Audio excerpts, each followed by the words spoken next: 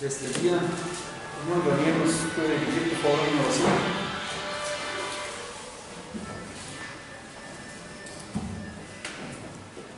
Dios Padre celestial, Señor, damos gracias, Padre, por este tiempo, Padre.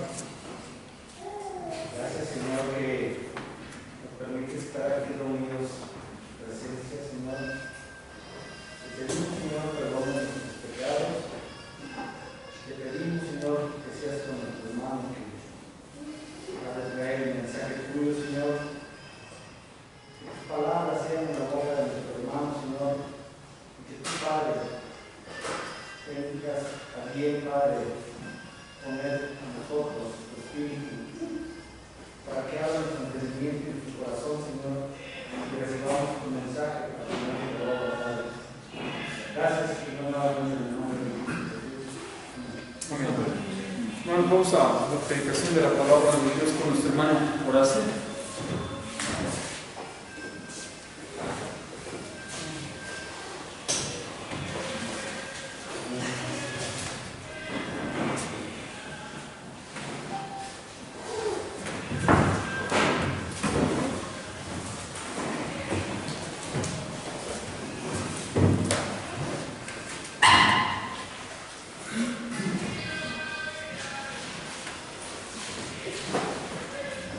Buenos días, hermanos.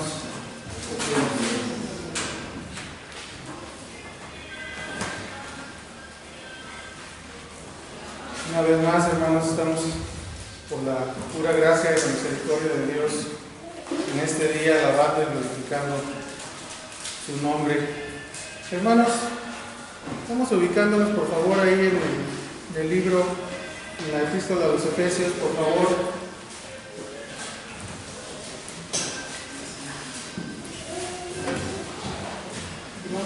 Ir terminando con este asunto.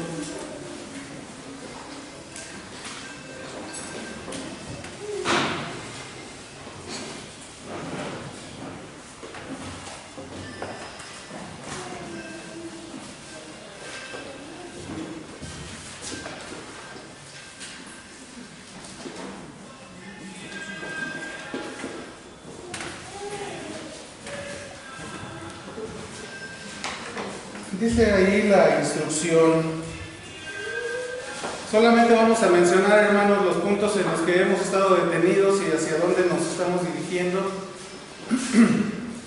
Empezamos viendo hace ya algunas semanas este asunto de cómo ve la familia, más específicamente cómo ve el matrimonio Dios, ¿no? El creador, el que instituyó, cómo lo ve Él, cómo nos ha descrito en la palabra, cómo es esta institución del matrimonio y cómo debemos nosotros de comportarnos en él, ¿no? Igual que en todos los aspectos de nuestra vida. Pero empezamos viendo entonces los ataques del mundo, del pecado hacia las familias, hacia la iglesia, hacia los creyentes en general. Cómo el mundo siempre ha estado en contra del Creador por poner sus propias ideologías. Desde hace muchos años ya lo iremos viendo en este día. Y bueno, veíamos que la única manera de nosotros poder entender cómo ve Dios el matrimonio, cómo lo hizo, con qué propósito, es observando su palabra, ¿no? Observando la Escritura, observando cómo Él ha hecho del matrimonio una figura maravillosa acerca de la unión con Cristo y de su iglesia. Cómo Él nos ha instado a través de la Escritura, que es, según decimos los creyentes, nuestro manual de fe y práctica para toda nuestra vida, ¿no? Cómo debemos transformar, escuchemos nuevamente los creyentes, cómo debemos ir transformando nuestras ideas, quitando las ideas viejas y poniendo ideas nuevas. ¿Qué ideas nuevas debemos de poner? Bueno, veíamos según Romanos 12:2 que debíamos de poner la palabra de Dios, ¿no? ¿Para qué? Para que podamos entender la buena voluntad de Dios en todos los aspectos de nuestra vida, ¿no? Que es agradable y perfecta. no siempre agradable para nuestros deseos, no siempre agradable para pues nuestros cuerpos, pero siempre agradable a los ojos de Dios. Y nosotros vamos transformándonos. Él nos va transformando con la ayuda de su Espíritu, poniendo esta nueva cosmovisión, decíamos, en nuestras vidas, ¿no? Y veíamos también el verdadero amor, el amor que no busca lo suyo, el amor descrito en 1 Corintios 13:5, perdón. Veíamos entonces también ahí que el amor que nosotros habíamos estado creyendo que era el amor antes que nuestro Señor nos enseñara el verdadero amor, creíamos que era solamente aquel amor filial y aquel amor eros, ¿no? que describe la Escritura en muchos lados, que es solamente concupiscencia, atracción, costumbre, compañerismo, ¿sí? Nada que ver con el amor verdadero que no busca lo suyo. Y escogimos esta descripción de no busca lo suyo porque siento que en esta descripción engloba todas las demás los demás aspectos con los que se describe también el amor ahí en 1 Corintios. Veíamos que este amor es el amor ágape y que solamente aquellos que tienen este amor de Cristo en sus vidas, porque este amor solamente puede darlo el Señor, un amor de propósito, un amor que es capaz de aprender, que es capaz de amar a los enemigos, nos dice la Escritura, no como un sentimiento, otra vez, sino como una acción, algo con propósito, así como Él nos amó, ¿no? Según Romanos, siendo aún flacos, ¿no? Siendo pecadores también. Y hoy, hermanos, vamos a enfocarnos entonces en por qué de la instrucción de Pablo ahí en la carta a los Efesios. Y vamos a ir viendo entonces ahí en Efesios 5, por favor.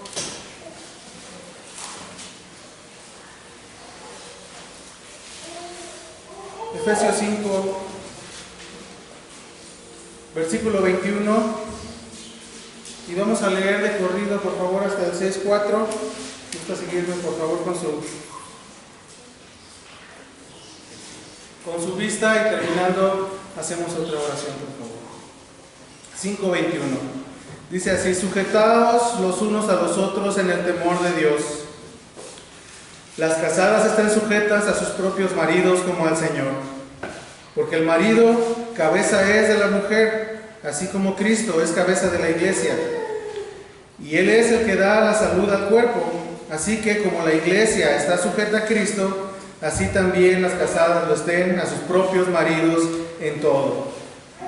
Maridos, amad a vuestras mujeres, así como Cristo amó a la iglesia y se entregó a sí mismo por ella, para santificarla, limpiándola en el lavacro del agua por la palabra, para presentársela gloriosa para sí, una iglesia que no tuviese mancha ni arruga ni cosa semejante, sino que fuese santa y sin mancha. Así también los maridos deben amar a sus mujeres como a sus mismos cuerpos. El que ama a su mujer, a sí mismo se ama, porque ninguno aborreció jamás a su propia carne, antes la sustenta y la regala, como también Cristo a la iglesia, porque somos miembros de su cuerpo, de su carne y de sus huesos. Por esto dejará el hombre a su padre y a su madre, y se allegará a su mujer, y serán dos en una carne. Este misterio grande es. Mas yo digo esto con respecto a Cristo y a la iglesia. Cada uno empero de vosotros de por sí ame también a su mujer como a sí mismo, y la mujer reverencie a su marido. Hijos, obedeced en el Señor a vuestros padres, porque esto es justo. Honra a tu padre y a tu madre, que es el primer mandamiento con promesa, para que te vaya bien y seas de larga vida sobre la tierra. Y vosotros, padres, no provoquéis a ira a vuestros hijos, sino criadlos en disciplina y amonestación del Señor.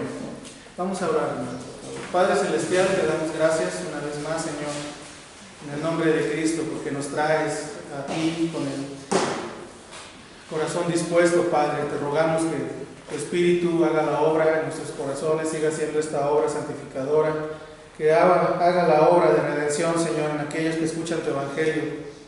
También rogamos, Padre, por los matrimonios, por las cabezas de familia, Señor, también por las esposas, por los hijos y por todos aquellos que forman familias, Señor, y que te han buscado, que han querido, a través, Señor, de la redención que es en Cristo Jesús, el obedecerte. Padre Celestial, te agradecemos porque en todos estos que lo han deseado, tú has puesto así el querer como el hacer, y reconocemos también tu soberanía en ello y en cada aspecto de nuestra vida, Padre. Seguimos rogándote, te rogamos que permitas que tu palabra hable, Señor, que ninguna experiencia ni nada que no sea tuyo se interponga, Señor, entre tu palabra y los corazones de los que escuchan. Gracias, Señor, te damos en el nombre de Cristo Jesús. Amén. Entonces, hermanos, nos quedamos ya viendo esto de la instrucción. ¿Cuál instrucción? Bueno, primero, para entender un poquito el contexto de este asunto de la instrucción, vamos a ver el contexto en el que estaba enseñando el apóstol Pablo. Esta enseñanza tan clara que no necesita más explicaciones que la lectura, no necesita más comentarios que observar con un corazón dispuesto a aprender y dispuesto a hacer lo que Dios quiere que nosotros hagamos, ¿no? Pero ¿cuál es este error al que me estoy refiriendo? No vamos a ver este error en la historia, y este error que es además también un error contemporáneo, ¿no? Un error en el que ha caído todo ser humano, ¿no? Pero aquí en específico en la carta a los Efesios, Pablo nos lo explica. ¿Sí? El libro de los Hechos, hermanos, en el capítulo 19, narra cómo Pablo llega a Éfeso, narra cómo el apóstol llega ahí, a una ciudad en desarrollo grande, en desarrollo económico, tan apresurado y tan bueno era el desarrollo económico de esta ciudad de Éfeso, ¿no? Que se comparaba también, lo catalogaban junto con Alejandría y con Antioquía como los centros políticos, los centros educativos y comerciales más importantes en esta época. Estamos hablando del año 60 después de Cristo, más o menos. Este lugar, además de ser un lugar político, educativo y comercial importante, también era un lugar de adoración pagana muy grande. Usted se puede imaginar cómo en algún lugar donde hay puertos, donde hay mucho comercio, donde hay lugares para ir a estudiar en muchos lados, también está lleno de ideologías, también está lleno de otras culturas, de idolatrías, ¿no? Y cada uno trae lo suyo a este lugar, y ahí se hace una especie de mezcolanza y se empieza a caer en los errores profundos, ¿no? Ahí estaba el templo de la diosa Artemisa, de la diosa Diana. Usted podrá recordar ahí mismo en Hechos, ¿no? En el capítulo 18, 19, cómo este templo era un centro, el centro más grande de adoración pagana ahí, ¿no? Ahí en Éfeso. Era importante también porque hacía mucho negocio con la religiosidad, con la adoración a esta diosa.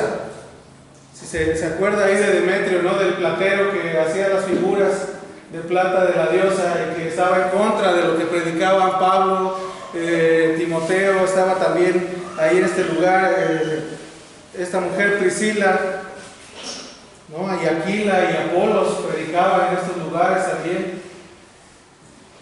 Y cómo él estaba en contra, porque obviamente la predicación desechaba la idolatría. La predicación de estos hombres, que era con poder, que era del Evangelio de nuestro Señor Jesús, desechaba la adoración a cualquier otro Dios. No era ecuménica, era exclusiva. La predicación excluía, como debe de ser hoy en día también, excluye las demás las adoraciones a otros dioses, a otros santos, a ángeles, a otras criaturas. Y debe ser solamente a Cristo Jesús, al Dios verdadero. Por eso ellos estaban en contra de esto, les estaba ahí malogrando el negocio, ¿no? Entonces, ¿se acuerdan que se juntaron en el anfiteatro para juzgarlos ahí y no les dieron nunca la palabra, ¿no? A los que predicaban el Evangelio, nunca les dieron la palabra, incluso no querían dejar ir a Pablo ahí, bueno, no lo dejaron ir. ¿No? Pero cuando salía alguien a la defensa del Evangelio, la defensa de este asunto, todos empezaban a gritar, ¿se acuerdan? ¡Viva Diana de los Efesios! No dejaban hablar, no entendían razones, no como hoy en día. Las imposiciones, las ideologías no entienden razones, no entienden hechos. Todo esto lo puede haber ahí en Hechos capítulo 18 y 19.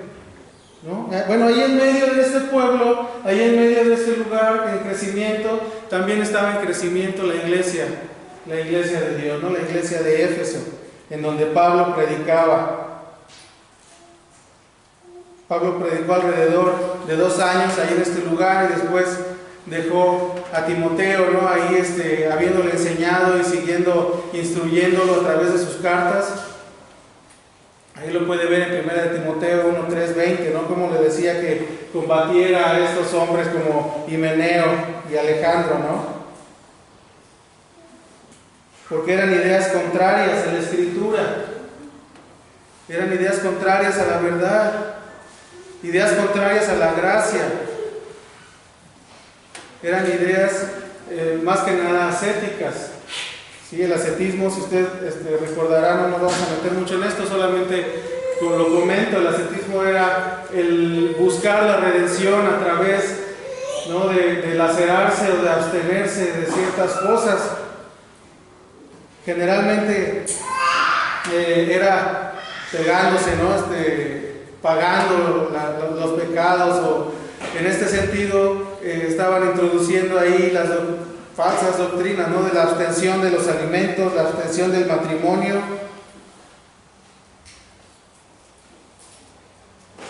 La prohibición de estos mandatos de Dios para el hombre. Entonces de ahí vemos las enseñanzas de Pablo, las enseñanzas del Espíritu de Dios a través de este apóstol en los versículos 5, 21 al 6, 4, ¿no? Y más adelante acerca de los siervos y de los amos, cómo deben de comportarse también, porque se estaba introduciendo en la iglesia estos errores, estas herejías.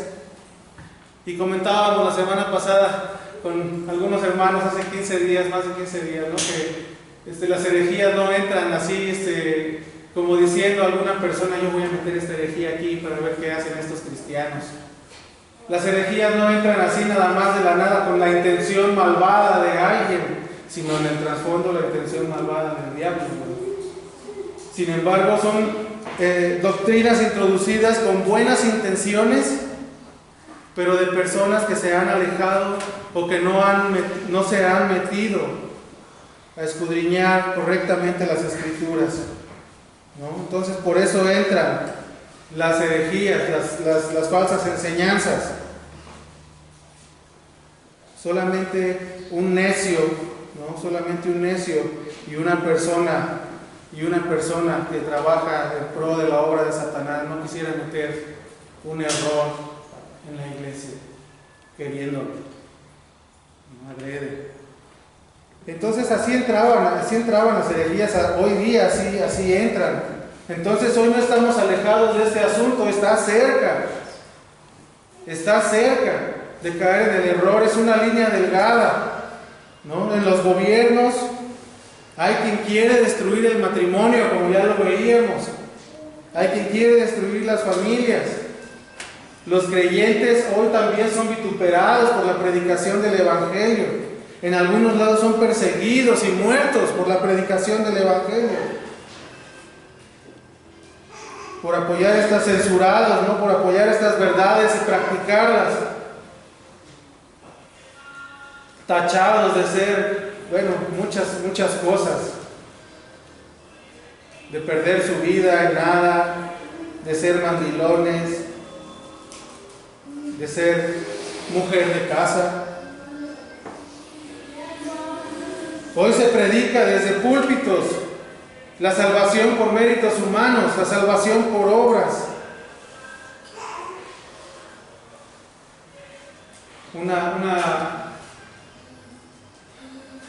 Bueno, el ascetismo veíamos que era también algo parecido, ¿no? Querer alcanzar la salvación por méritos humanos.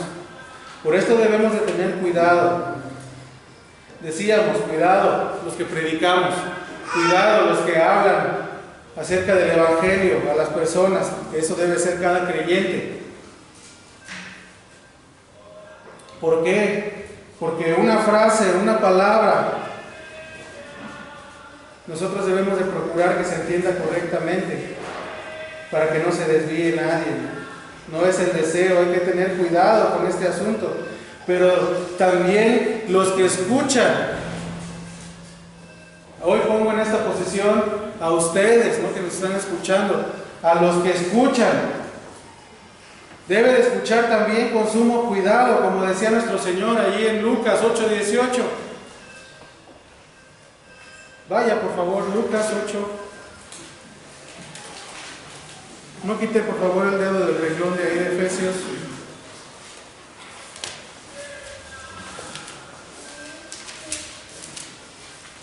Y vamos a leer, por favor, desde el 17.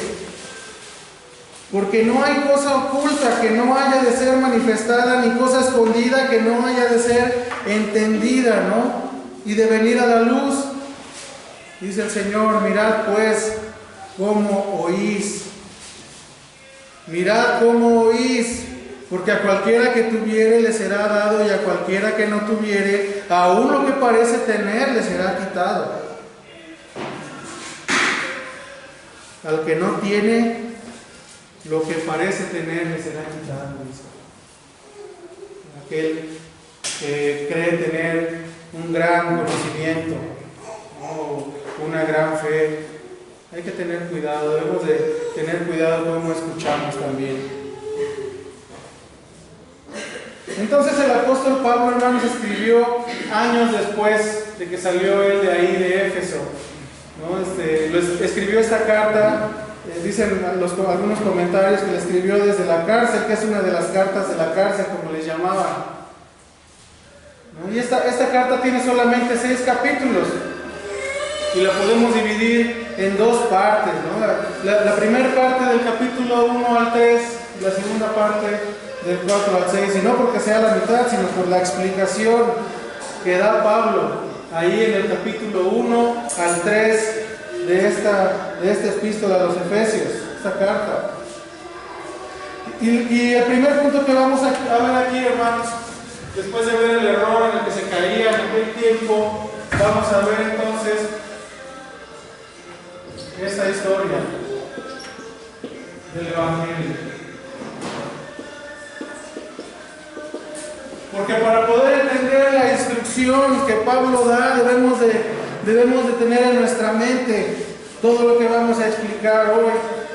Si hoy no tiene en su mente el Evangelio y su vida no está dedicada al Evangelio, si su mirada no está dirigida a Cristo, entonces no va a poder entender absolutamente ninguna enseñanza moral que Dios da a través de su Espíritu, ¿no?, por los apóstoles y los profetas en la Escritura. Porque son cosas espirituales, como veíamos en la unión con Cristo. Y el hombre natural no entiende las cosas que son del Espíritu de Dios, dice la Escritura. Entonces, esta historia del Evangelio que llega a la cúspide en Cristo Jesús,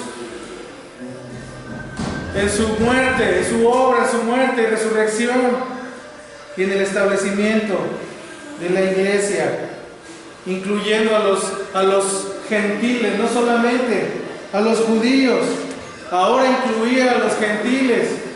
Esa que es la verdadera inclusión, una inclusión de amor, una inclusión verdadera y real. La inclusión de los gentiles al pueblo de Dios. Y establece primeramente Pablo que todas estas bendiciones espirituales a las que va a hacer alusión después del capítulo 1, todas estas bendiciones espirituales son en Cristo Jesús, incluyendo la salvación, y deja ver su soberanía, destapa la soberanía y exalta la soberanía de Dios en la elección. Desde antes de la fundación del mundo, puede verlo, regrese por favor al libro de los Efesios en el capítulo 1.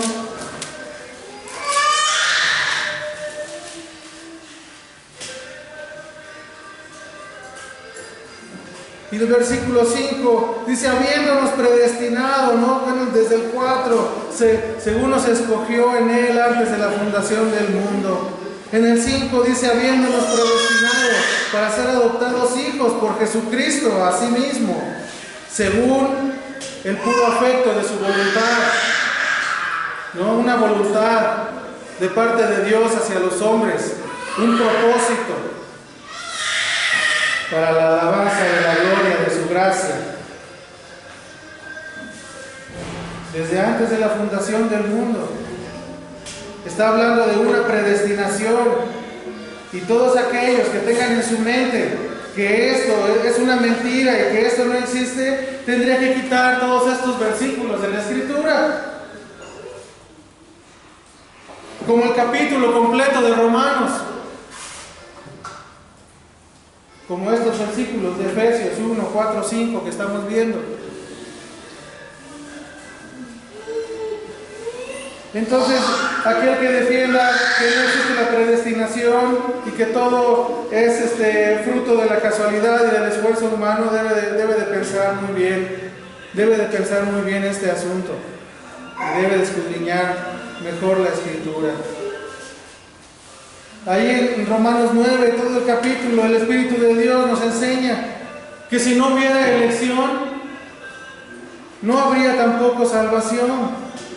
Si no hubiera predestinación, no habría salvación, como lo vamos a ver en el capítulo 2 también de Efesios.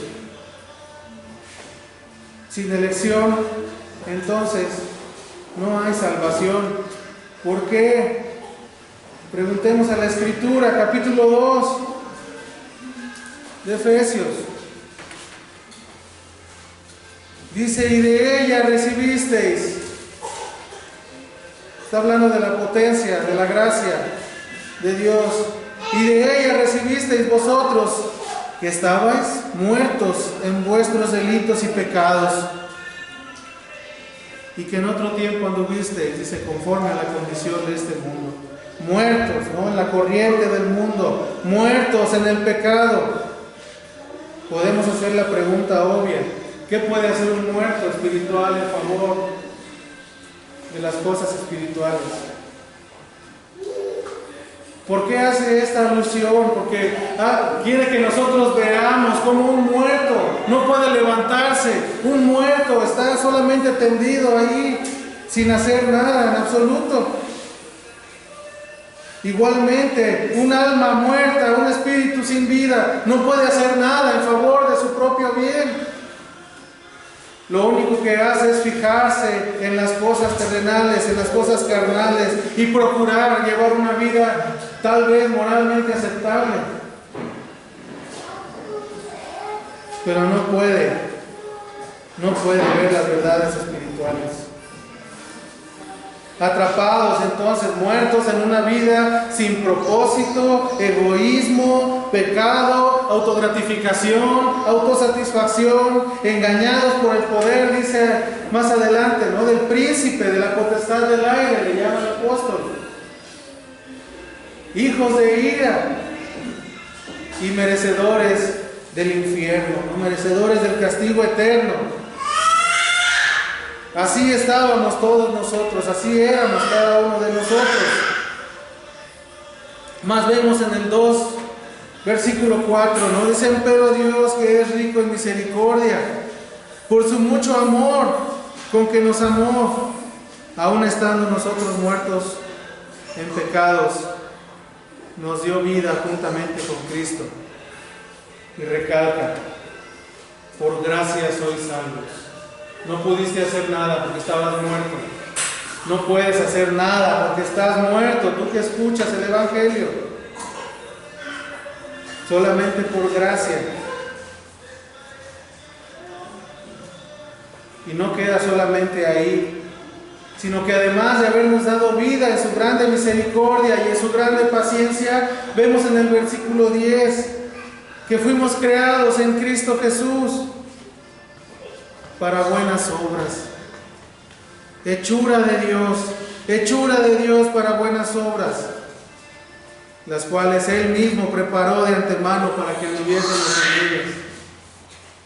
¿Qué puedes hacer con lo cual te jactes, creyente?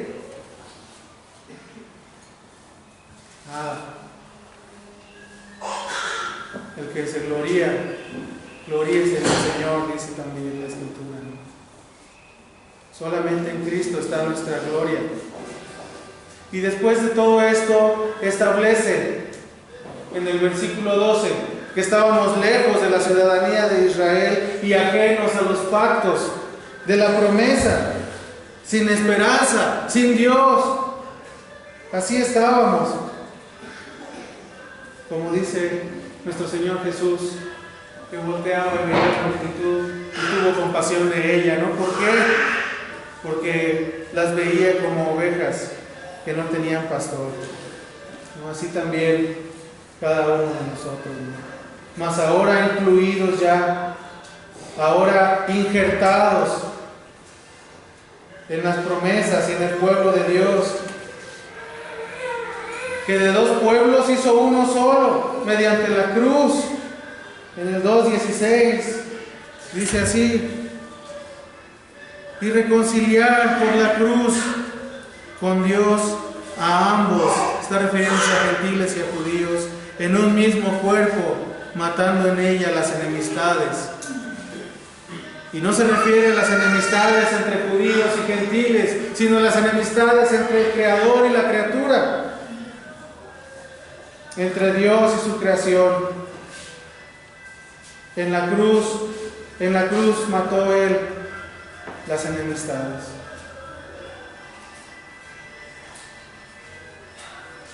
Ahora ya no somos extranjeros ni advenedizos o forasteros, personas que no pertenecen a un lugar, ¿no? Sino miembros todos, edificados sobre el fundamento de los apóstoles, sobre el fundamento de los profetas. Dice, siendo la principal piedra del ángulo, Jesucristo. Qué hermosura para los gentiles, qué grandeza para Dios al hacer estas cosas, qué gran misericordia, con el gran amor con el que nos amó, dice la Escritura. Miembros del mismo cuerpo. Y en el capítulo 3 dice que por todas estas cosas Pablo oraba, doblaba su rodilla, pidiendo por nosotros, para que fuéramos capaces de comprender, ¿no?, con todos los santos, cuál era la anchura, la longitud, la profundidad y la altura del amor que sobrepasa todo conocimiento, dice. El amor, la palabra ágape,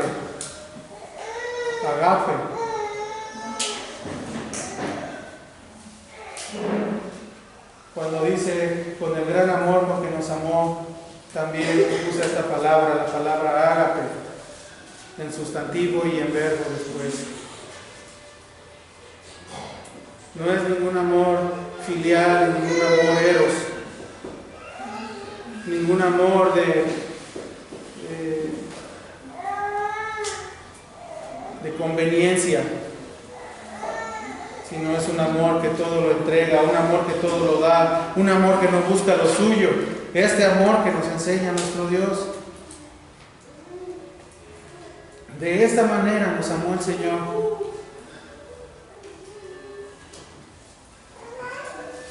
Ahora quisiera quisiera hacer algunas preguntas a las personas livianas. ¿Qué quiere decir este asunto de liviano? ¿No? Que toma con liviandad, que toma sin importancia, que toma como si no pesara una verdad tan grande como esta.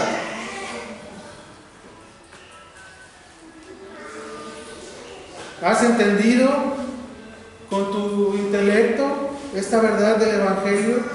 Que no está lejos de la razón. Solamente con el pensamiento pudieras llegar lógicamente a esta deducción. Pudiera tu pensamiento llegar, no, si es que no podemos. No podemos. Un muerto, ¿qué puede hacer? No puede hacer nada por sí. Entonces, ¿qué necesita? Necesita que otro lo haga. Necesita estar vivo. Necesita que se le dé vida. La Escritura nos dice que estamos muertos y que Dios nos ha dado vida, que Él escogió a algunos para darles vida. Entonces, si eres liviano de pensamiento y de acción, sabes ahora que por causa del pecado estás separado de Dios, como cada uno de nosotros, y que no hay reconciliación con Él por medio de tus méritos, ni de ninguna religión, ni siquiera por estar ahí sentado. No hay reconciliación con Él por medio de esto, ni de las lágrimas, ni de vanas oraciones o repeticiones, dice los evangelios. Ninguna obra, sino solamente por Cristo. Recalcamos como lo hace la Escritura: por gracia sois salvos. Por Cristo y su buena voluntad para con los hombres solamente es que hemos sido salvados. Por la buena voluntad de Dios es que tú puedes ser salvado, no por ninguna obra. Ahora, si depende de alguien, entonces tu salvación, ¿vas a endurecer tu corazón por causa del orgullo?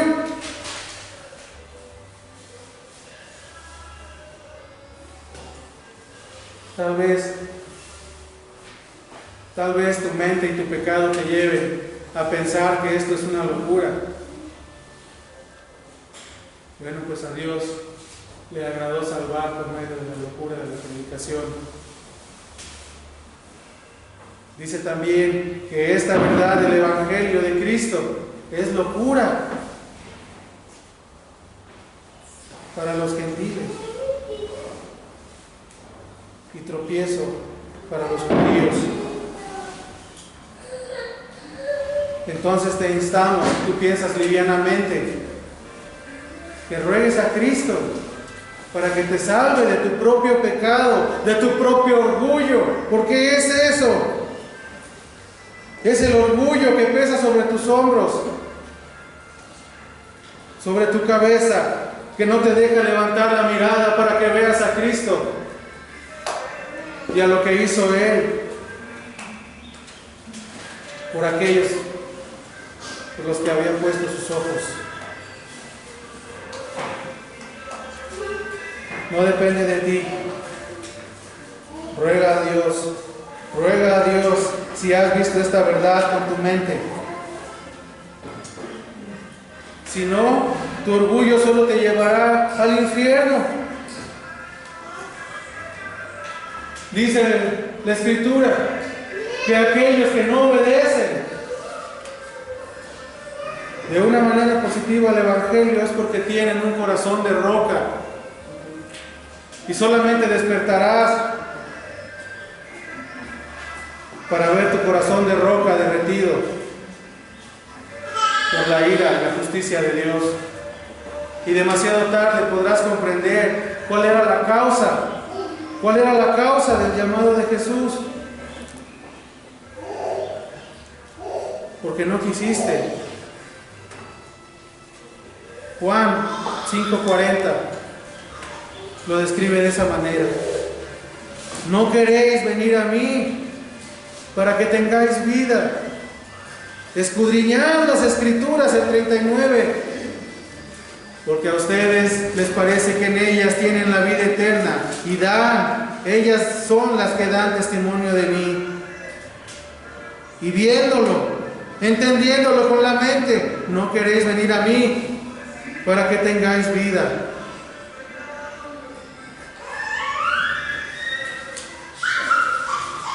Usted puede preguntar en la calle, ¿que para ti qué es la Biblia? ¿Para ti qué es la Escritura? La mayoría le va a contestar, es la palabra de Dios. Es la palabra de Dios. Entonces, debe escudriñarla. Porque si Dios es Dios, ¿por qué no lo buscamos? ¿Por qué no va y le busca? ¿Por qué no escudriña? Dice Él mismo, porque no quiere venir a Él. No quiere venir a Él. El alma de todas estas personas livianas está en peligro, en un peligro eterno. Necesita venir a Cristo. Necesita clamar a Él para que le dé vida.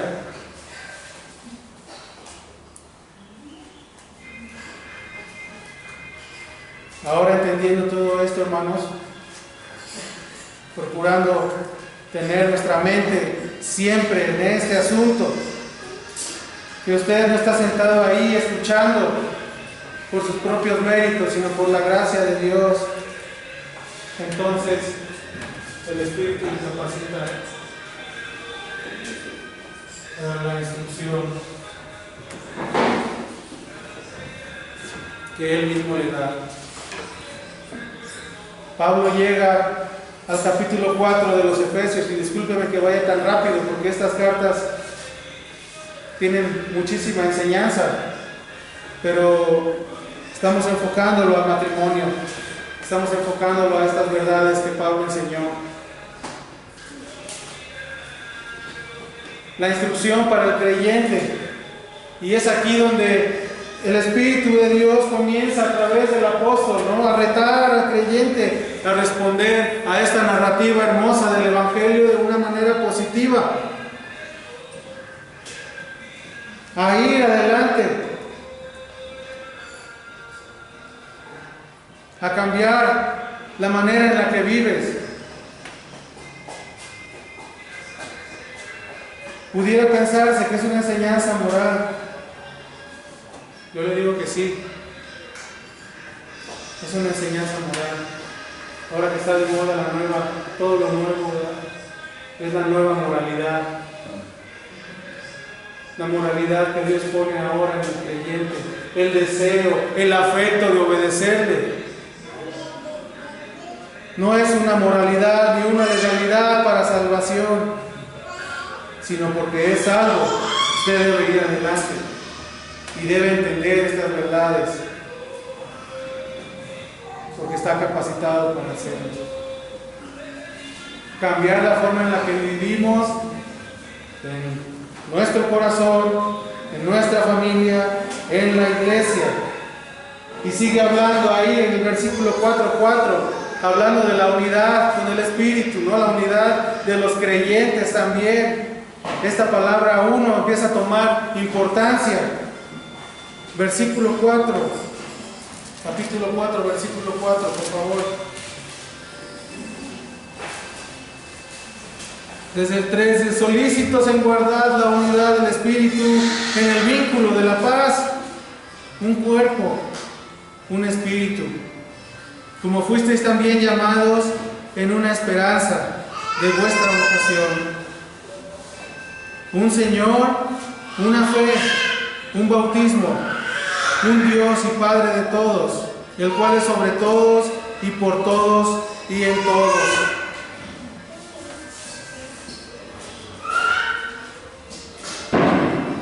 Y esta unidad, hermanos, es maravilloso cuando usted voltea y pone a ver las iglesias, los hermanos tan diferentes, ¿no?, con diferentes dones, de diferentes ciudades, con aprendizajes diferentes, Algunos lo pueden ver así, la diversidad de vidas que hay en este lugar. Sin embargo, todos con la mira en el mismo Señor y Salvador Jesucristo. Y esto no quiere decir que agarremos diferentes modas, sino que la maravilla de unir tantas cosas tan diferentes, tantas criaturas tan diferentes,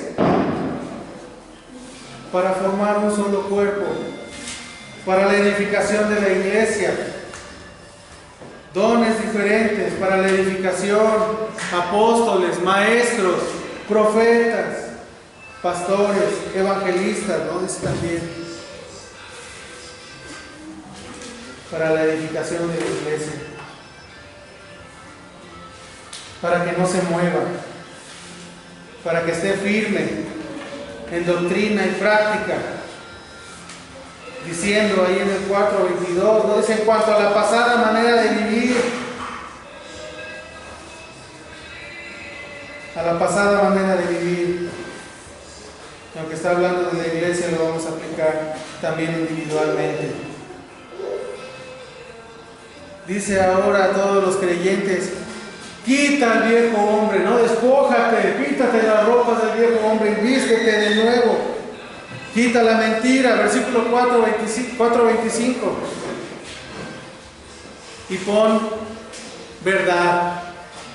Quita el enojo y pon paz.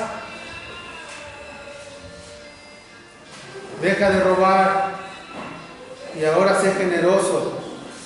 En el 4:28.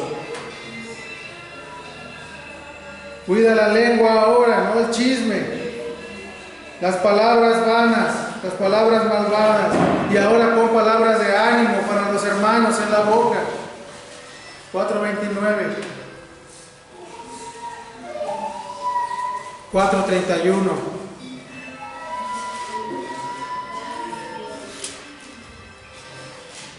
Dice,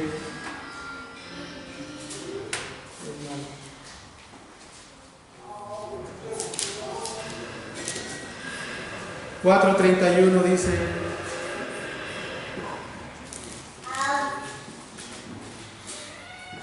toda amargura y enojo e ira y voces de maledicencia sea quitada de entre vosotros y toda malicia. Entonces ahora sed los unos con los otros buenos, ¿no? Benignos. Quita la venganza, pon el perdón.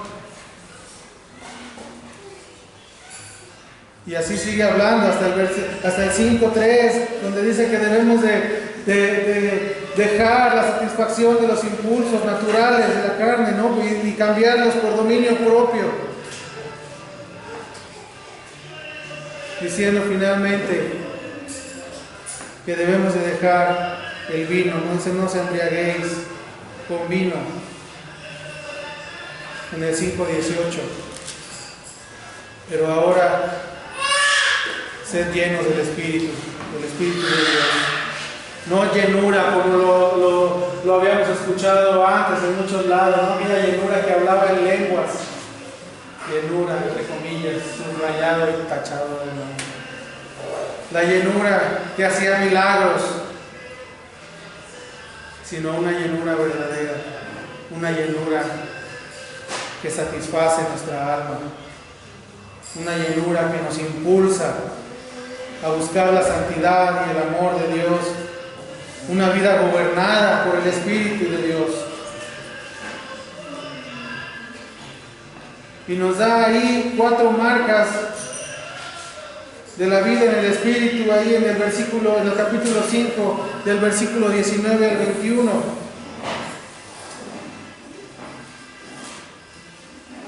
Dice que cantemos, ¿no? Que hablemos con salmos,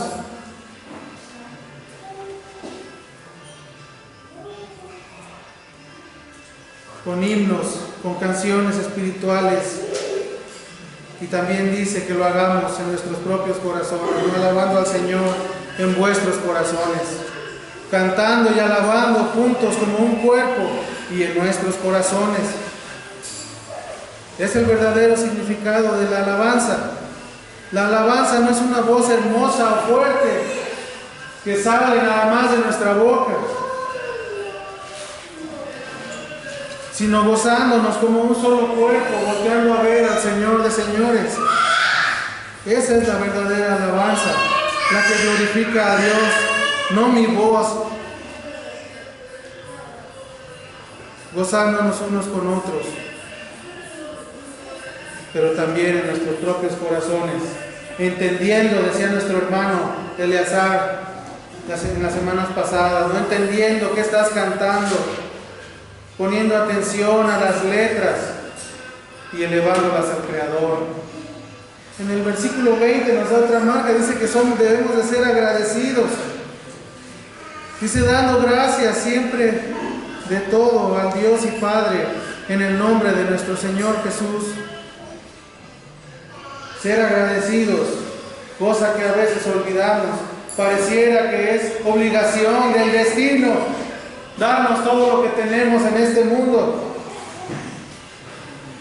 pero es la mano providencial del Señor la que nos sustenta. Y en el versículo 21 nos da otra marca. Dice, ponte debajo de los demás. Ponte debajo de los demás. Sujetaos, dice, los unos a los otros en el temor de Dios. Sujetaos los unos a los otros en el temor de Dios. ¿Es usted creyente? Entonces, teniendo y practicando estas marcas, enfocándolo al matrimonio, tú, esposo, podrás amar realmente a tu esposa como Cristo amó a la iglesia, como Dios nos manda a amar a nuestras esposas. De esta manera, si entendiste todo esto y lo crees y lo practicas, entonces podrás amar a tu esposa como Cristo amó a su iglesia y se entregó totalmente y sin reservas por ella, dejando todo lo valioso por venir a salvar lo que no es valioso. Mas ahora por su justicia, somos valiosos delante de Dios. Se entregó totalmente y también desearás santificarla y sustentarla y cuidarla para presentártela a ti mismo, así como Cristo cuida y sustenta y lava a la iglesia. Tu esposa, sabiendo estas verdades, no necesitarás que te digan qué es lo que debes de hacer. La Escritura te lo dice: sujétate a tu marido, sujétate a tu marido. ¿Cómo? Como el Señor se sujetó al Padre. ¿Hasta dónde se sujetó? ¿Hasta dónde hizo la voluntad del Padre? Hasta la muerte. En un libro que estudiamos hace ya algún tiempo, tenía un comentario que decía que la tarea del esposo era más difícil que la tarea de la esposa. Y nosotros no estuvimos de acuerdo con eso. Ambas tareas son imposibles de realizar sin el Espíritu de Dios. Ambas tareas son imposibles. ¿Quién quiere entregar su vida por otra persona si el amor de Dios no está en él? Entonces, esposa, podrás hacerlo. También hemos escuchado que no te sujetes a tu marido, que te sujetes a Cristo. Y en cierto sentido tienen razón, pero el mandato es claro. Aunque tú no quieras sujetarte a tu marido, debes de hacerlo. Debes de hacerlo. Y lo desearás si entiendes que este mandato viene de parte de tu Salvador. Te preguntarás, ¿no? Si esposo y esposa no necesitas instrucciones puntuales. Tú, si ves un calcetín tirado, debes de recoger el calcetín. No. Entenderás que todo lo que vas a hacer en el matrimonio será para la gloria de Dios.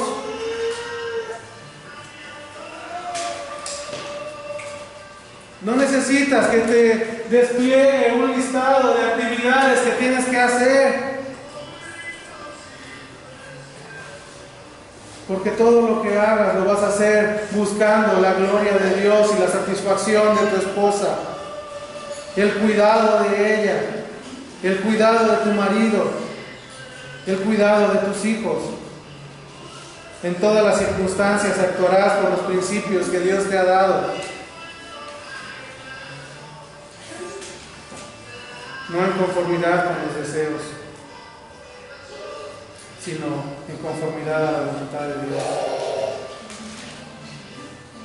Y querrás y desearás que el Evangelio de Dios se haga ver en tu matrimonio.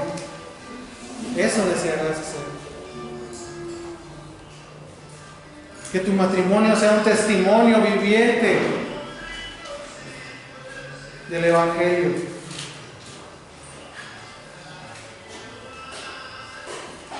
Y todavía va más allá. Vamos más allá.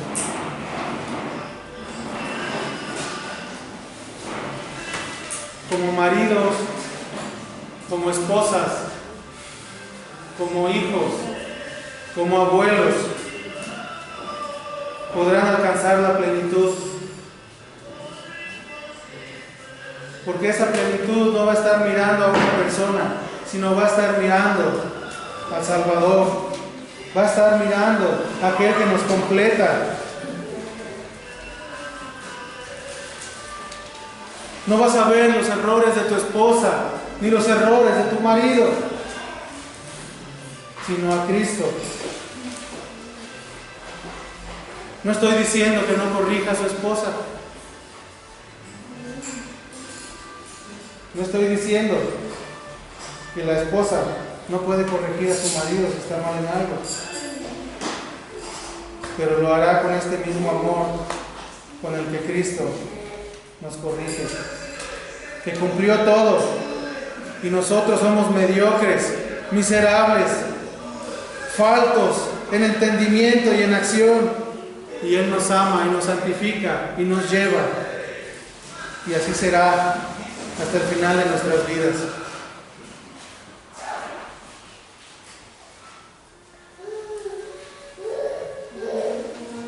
Entonces, todos los lineamientos que les pudiera dar, todos los lineamientos que da la Escritura, todos los consejos y el mandamiento de Dios acerca del matrimonio, acerca de cómo comportarse como hijos, como padres, como abuelos,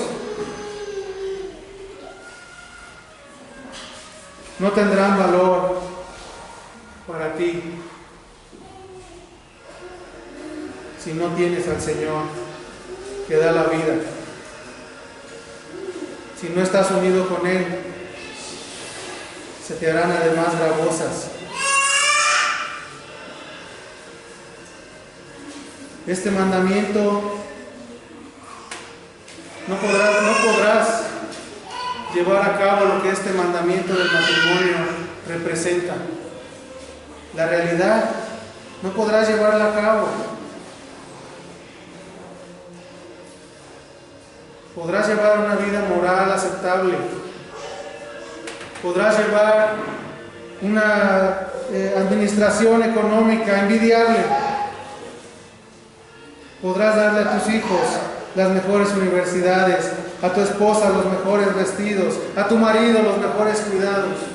Sin embargo, esto de nada te va a servir si tu corazón no es gobernado por el Espíritu de Dios y le ha dado vida.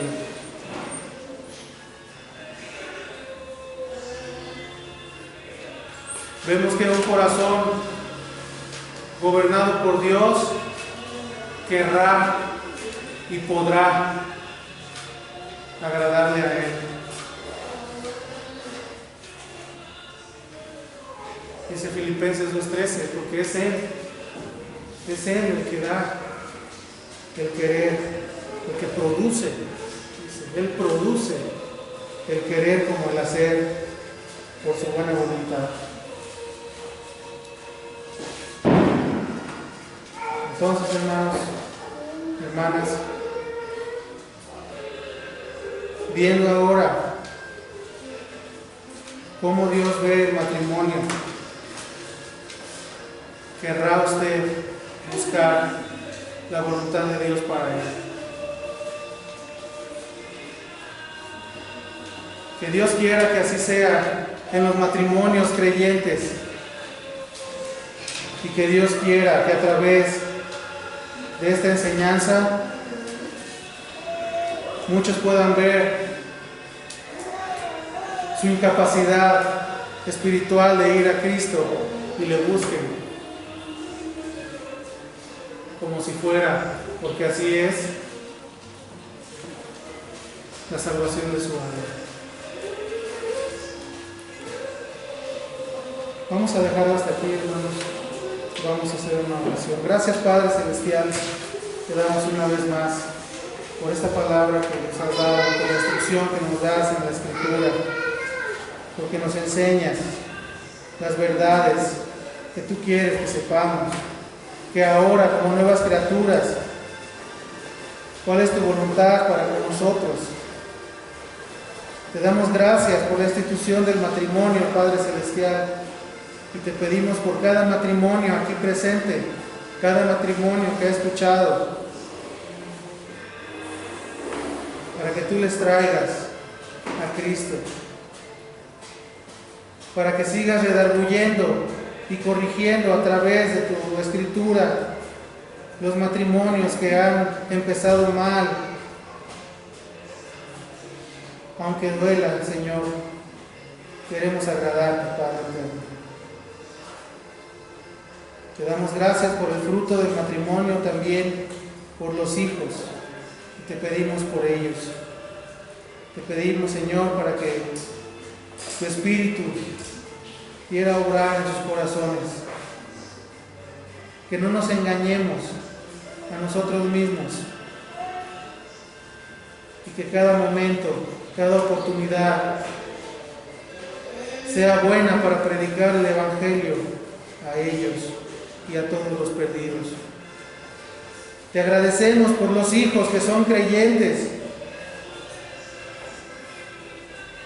porque son paz para sus padres. Te agradecemos, Señor, por los abuelos también, que son creyentes y que son una ayuda para la crianza de los hijos. Y pedimos por aquellos que no lo son y que han sido piedra de tropiezo para sus hijos y para sus nietos. Te rogamos por las almas de los que han escuchado el Evangelio. Y te seguimos pidiendo que tu nombre sea glorificado en nuestro matrimonio, en nuestras familias, en la iglesia, Señor. Ponemos en tus manos estas cosas, Padre, confiados en que tu voluntad prevalecerá siempre. Señor, en el nombre de Cristo Jesús. Amén.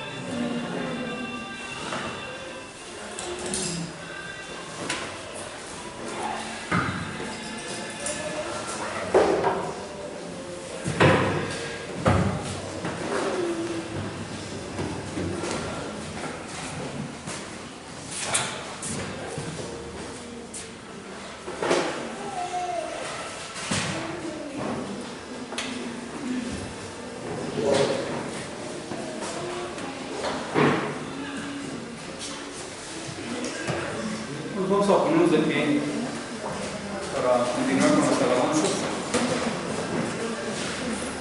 En el himnario de alabanzas, el himno número 38, Nehemías 9:6.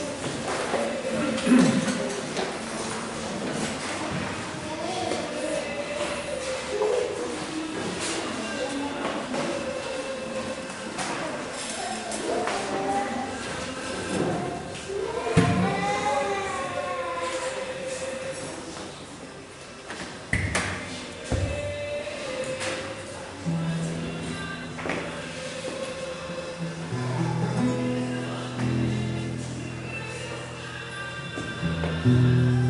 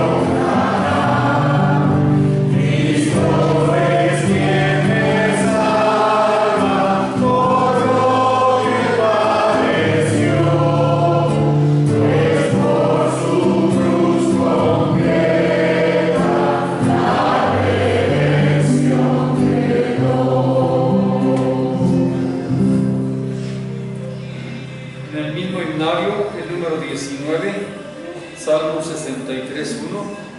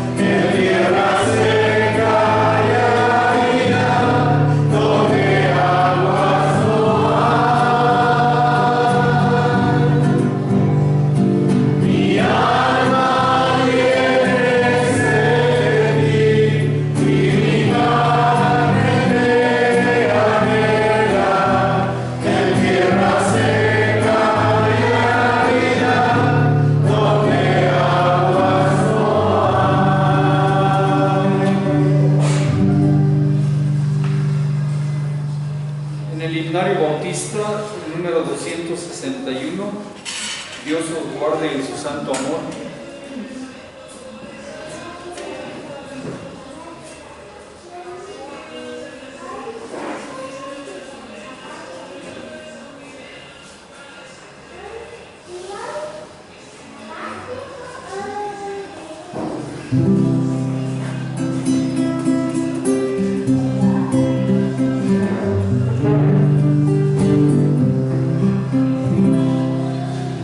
Dios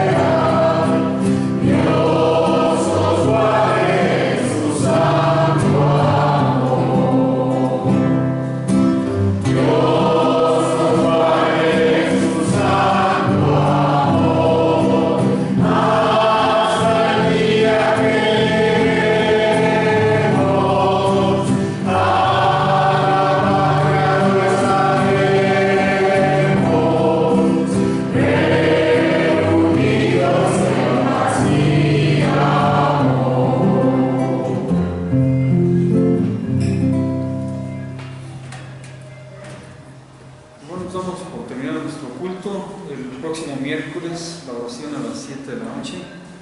Muchas gracias. Que sigan teniendo un buen día.